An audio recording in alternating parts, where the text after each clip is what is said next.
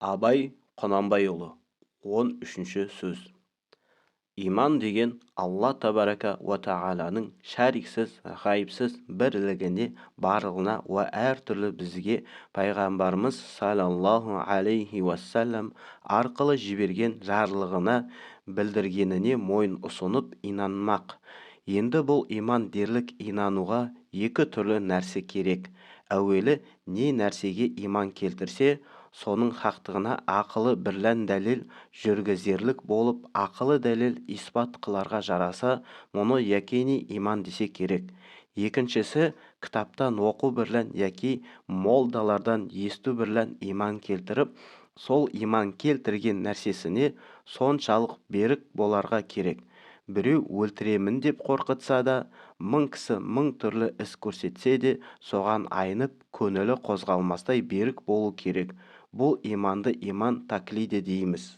Енді мұндай иман сақтауға қорықпас жүрек, айнымас көңіл, босанбас буын керек екен. Якини иманы бар деуге ғылымы жоқ, таклиди иманы бар деуге беріктігі жоқ. Я алдағанға, я азғырғанға, я бір пайдаланғанға қарап, ақты қара деп, я қараны ақ деп, өтірікті шын деп ант ететұғын кісіні не дейміз? Құдай Тағала өзі сақтасын. Әрнешік білмек керек, жоғарғы жазылмыш екі түрліден басқа иман жоқ.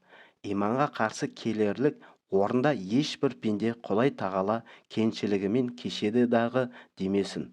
Оның үшін Құдай Тағаланың ғафуына яки пайғамбарымыздың шафағатына да сыймайды, мүмкін де емес.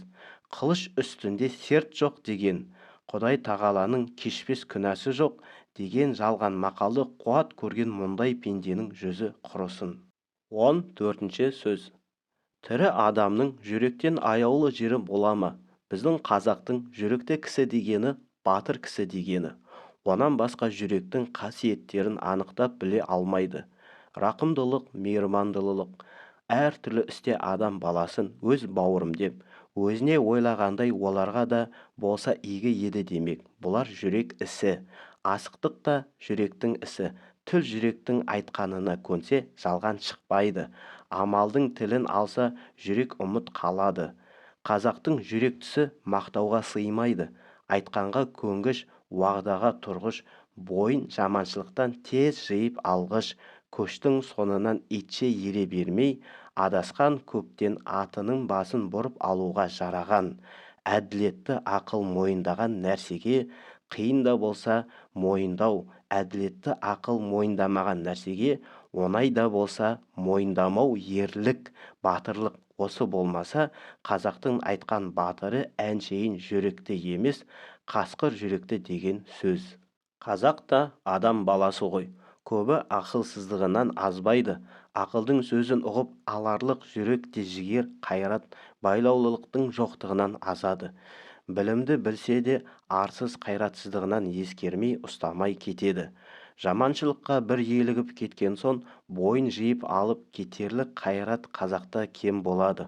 Осы жұрттың көбінің айтып жүрген мықты жігіт, ер жігіт, пысық жігіт деп ат қойып жүрген кісілерінің бәрі пәлеге, жаманшылыққа еліртпек үшін бірін-бірі айда батырлап, қыздырып алады да артын ойлатпай азғыратұғын сөздері. Әйтпесе Құдайға терістіктен, не арма ұятқа терістіктен сілкініп, бойын жиып ала алмаған кісі үнемі жаманшылыққа, мақтанға салынып, өз бойын өзі бір тексермей кеткен кісі тәуір жігіт түгіл әуелі адам ба өзі.